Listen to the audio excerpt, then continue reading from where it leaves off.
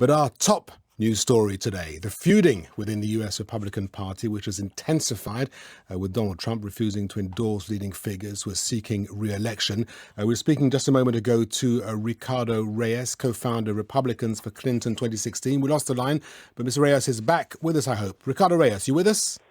Happy to be back, yes. Fantastic. Right, so we were talking about the fact that the Republican Party had actually made, a choice. They've picked their man, and it's got to be Trump. And if you're a Republican, well, you've just got to, grin and bear it, I guess. Well, I think it's important to remember that the nomination cycle that goes through, none of the delegates, there was not a majority of delegates that voted for Trump. And so what you have here is a delegate who now is the head of the party, effectively, who does not have the majority of the backing of the electorate, who also seems to be positioned in many instances contrary to Republican pillars. Right. So just to be clear here, you've got no qualms at all about voting Hillary Clinton. Well, I think there's two ways to look at it, and I think the hard part is that there has to be some soul searching for people who have been traditionally very loyal to the party. But the reason people are loyal to the party is because they stand for specific fundamentals, i.e. limited government, i.e. national security, i.e. cooperation at an international level with our partners and our trading partners.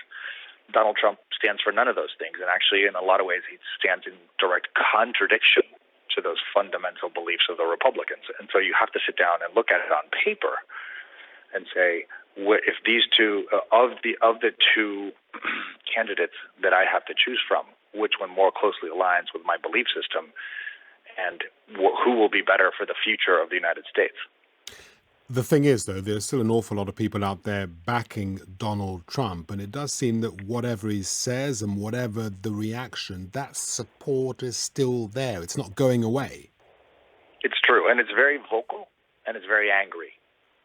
And so I think one of the mistakes we have made has kind of almost played the role of a silent majority within the Republican Party. And I think what you're seeing with some of the pretty notoriety-getting defections that you're seeing and the groups that you're seeing, such as my own, is kind of an attempt to get the party back.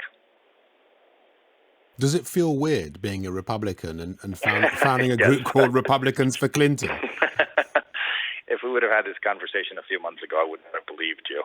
I think a lot of us are ingrained because of her husband, because of Bill Clinton, because of the position to oppose what they stand for.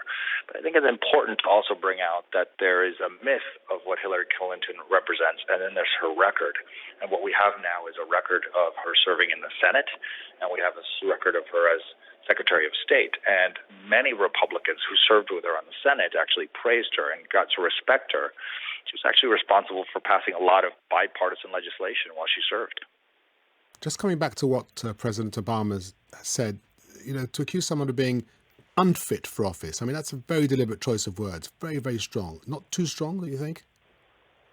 Well, I think if you see his continued actions, and it's not just that he insulted a veteran family of a victim, of a soldier who died in serving, but it's his constant refusal to apologize or admit mistakes, and the way he takes on leading, the way he's comported himself in the debates shows, I think, an inability to lead the United States of America. I actually do not think it's too strong. Okay.